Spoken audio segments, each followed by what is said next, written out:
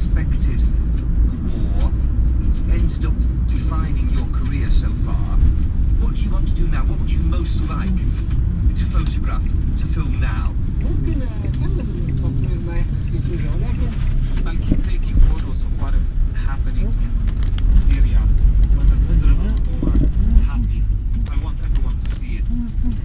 But if I had the choice, I just follow my dream to take picture of the wildlife in a very peaceful way. I always dream of traveling to Switzerland, and that's what I'd like to do. I got the line down. Obviously. Good بعدك معنا؟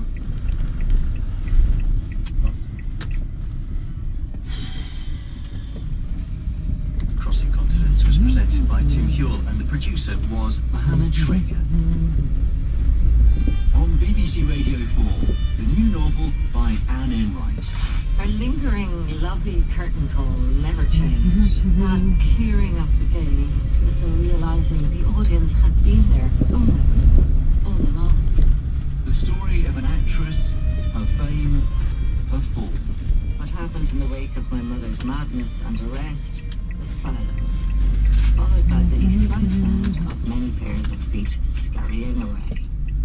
Actress, written and read by Anne Enright.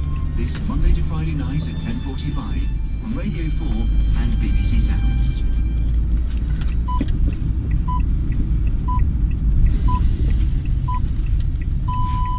BBC News at 9 o'clock. The government has changed its travel advice for Spain.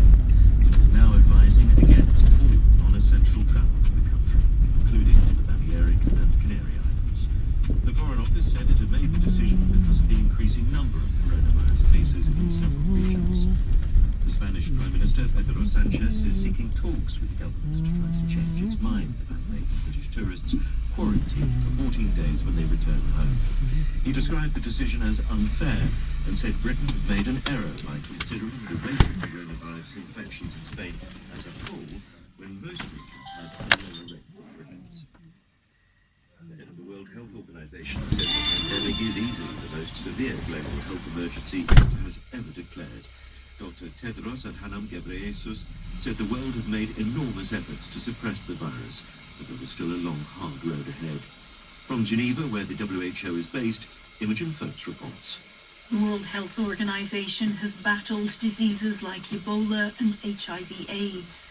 These are far deadlier in terms of mortality rates than COVID-19, but they did not bring the world to a standstill, risk millions of job losses, and send millions of children home from school.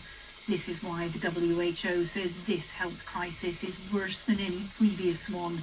Until the virus can be properly controlled, normal life cannot resume, the global economy cannot restart. Health workers in Brazil have urged the International Criminal Court to investigate the way President Jair Bolsonaro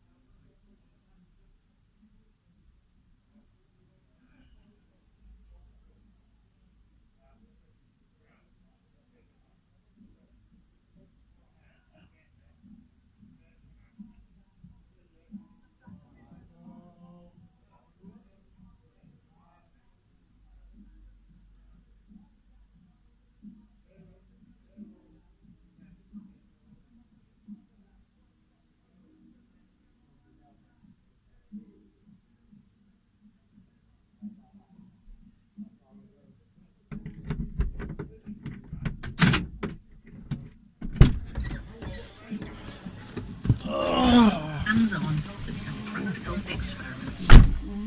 Government is not a natural home for experimentation. We like it to be stable and dependable. The key thing to understand about government is it's very large, it's very complex. Julian McRae is Senior Advisor of King's International School of Government and was Deputy Director of the Prime Minister's Strategy Unit from 2004 to 2009. Actually, if you look at the type of change that really makes a difference there, it's do your finance processes work? Are you any good at procurement? And it's much slower and requires constant reiteration and going around the same things again and again. It takes years. So the actual real government change, the stuff that actually improves government, is slow, it's relatively dull, and it's about persistence. If you want nimbleness, agility, the ability to move fast and break things, you're better off going to the world of tech, where entirely new products will emerge in the time it takes a government to hold a public inquiry. What is it that has allowed the technology industry to emerge so successfully? It's been that rapid experimentation.